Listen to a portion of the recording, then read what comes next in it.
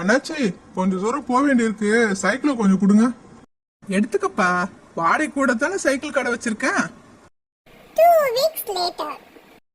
எடுத்த நாள் முதல் இந்த நாள் வரை சைக்கிளை விடவில்லை. ஓ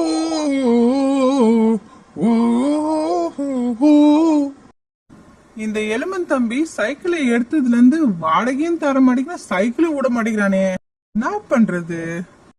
எப்பா பூதம் தம்பி, கொஞ்சம் இங்க வாயேன். சொல்லுங்க அண்ணாச்சி, நான் என்ன பண்ணணும்? எலும்பன் தம்பி இல்ல, அவர் சைக்கிள் எடுத்துட்டு போய் 2-3 வாரம் ஆகி போச்சுப்பா. வாடகையும் தரல, சைக்கிளையும் தர மாட்டேங்கிறாரு. அவர் ஒரு இட்டு பார்த்தேன்னா என்னன்னு கேட்டு வாயப்பா. சரி, நான் எப்படி போய் அவரை பார்த்து கேட்கறது? அப்பா, நீ இருக்கிற உருவத்துக்கே உன்னை பார்த்தா பயந்துட மாட்டாங்களா? நீ போய் கேட்க கூடாதா? இந்த சைக்கிளை கூட எடுத்துட்டு போய் நான் கேட்டு விசாரிச்சுட்டு வா. என் உடம்பு இந்த சைக்கிள் தாங்குமா?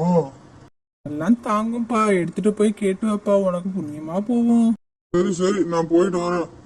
இப்ப எலும்பா நில்லுப்போ கொஞ்சம். இந்த பையன் என்ன மின்னல் வேகத்துக்கு போயிட்டு இருக்கான்? இவன் காத்துலயே பறந்து நிற்கிறான், இவனுக்கு எப்படி பிடிக்கிறது? எப்ப தம்பி நில்லுப்பா, எவ்வளவு நேரமா கூப்பிடுற? ஐயோ அம்மா, முடியலையே, இந்த சைக்கிளை மிதிக்கவே முடியலையே. யார பார்த்து தம்பின்னு கூப்பிடுற? என் பேரு எலும்பன். சரிப்பா எலும்பா, இந்த சைக்கிளை எப்பதான் தருவியா? அண்ணாச்சி கேட்டு வர சொன்னாரு. அதுக்கு அந்த அண்ணாச்சி தானே வரணும், நீங்க வந்து நின்னுக்கிறீங்க. பாரு, ரொம்ப வாயாட்ட, லெஃப்ட்ல விட்டா ரைட்ல படுத்துடுவேன். நீங்க யாரு? ஏன் சைக்கிளை வந்து கேக்குறீங்க?